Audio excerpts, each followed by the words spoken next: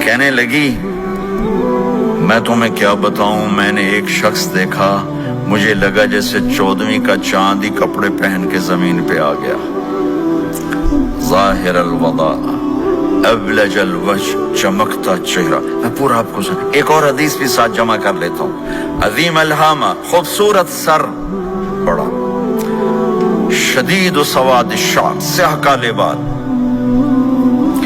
عظیم الہامہ، سر خوبصورت گولائی میں،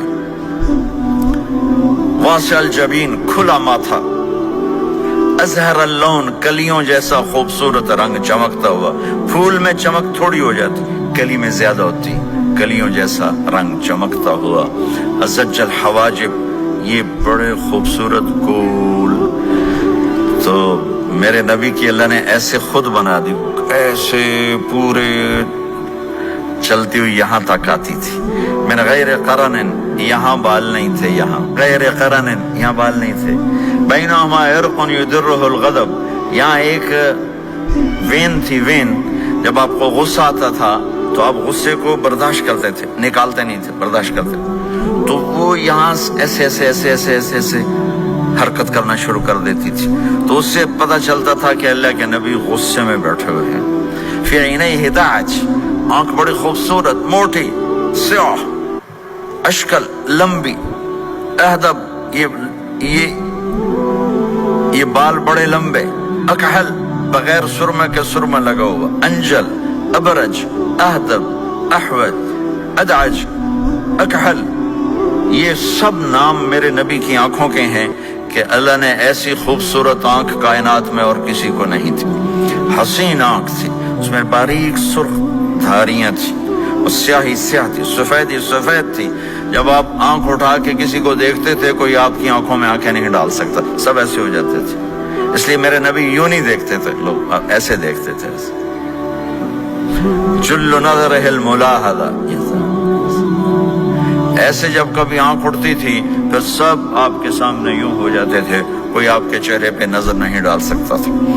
فی اشفارہ وطف، خوبصورت خوبصورت بال، اخن العرنین، ناک تھوڑا سا یہاں سے اٹھا ہوا، یہاں سے باریک، لہو نور یعلوہ، یہاں نور نظر آتا تھا، اسے چمکتا ہوا چمکتا ہوا۔ ضلیع الفم، ہونٹ بڑے خوبصورت، کھلے ہوئے کھلے ہوئے اور چوڑے منہ کے ساتھ۔ اشنب براق الثنایا، مفلج الاسنان، دانت ایسے گودائی میں خوبصورت چمکتے ہوئے، جب کبھی آپ مسکراتے آپ کے دانتوں کا نور دیواروں پہ پڑتا ہوا نظر آیا کرتا تھا۔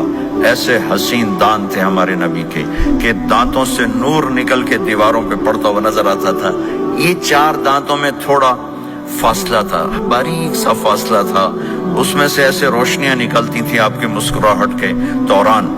سہل الخدین، یہ گال آپ کے نہ ایسے نیچے کہ کمزور ہوں، نہ ایسے ابھرے ہوئے کہ برے نظر آئیں۔ کف اللحیہ، داڑھی بڑی خوبصورت گھنی، نیم گھنگریالے، اور داڑھی میں سر میں 14 سفید بال تھے، اور ایک روایت میں 20 سفید بال تھے۔ اور کأن عنقہ جید دمیہ، اور آپ کی یہ گردن مبارک سراہی کی طرح لمبی اور خوبصورت گولائی میں، جیسے کسی نے گھڑ کے آپ کی گردن کو بنایا ہوا ہو۔ اور آواز میں جادو، فی صوتہ سحل، آواز میں جادو، آواز میں کشش، آواز میں گرفت۔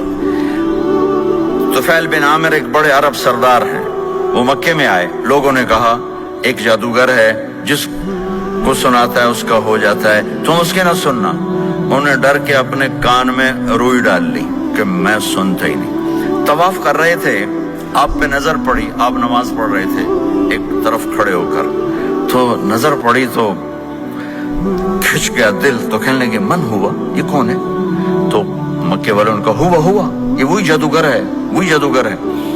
تو طفیل کہنے لگے میری جی میں آیا، تو اتنا بڑا سمجھدار آدمی ہے، یہ اتنا خوبصورت انسان میرے خیال میں جادوگر نہیں ہو سکتا، میں اس کی سنتا ہوں، اگر اچھی بات ہوگی تو لے لوں گا، غلط ہوگی چھوڑ دوں گا۔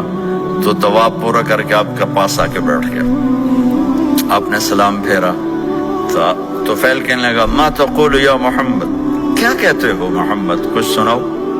تو آپ نے چند جملے بولے، ان الحمد للہ احمدہ واستعینہ واؤمن بہ واتوکل علیہ من يهده الله فلا مضل له ومن يضلله فلا هادي له. تو وہ تڑپ گئے.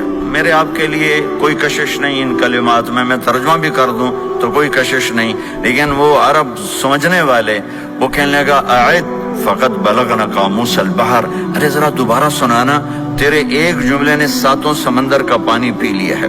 تو آپ نے دوبارہ سنایا ان الحمد للہ احمدہ واستعینہ واؤمن بہ واتوکل علیہ من یہدہ اللہ فلا مضل لہ ومن یضلل فلا ہادی لہ. تو کہنے لگا مجھے کلمہ پڑھا دے، مجھے کلمہ پڑھا دے. آواز میں ایک کشش تھی، جو سنتا تھا وہ کھنچ جاتا تھا.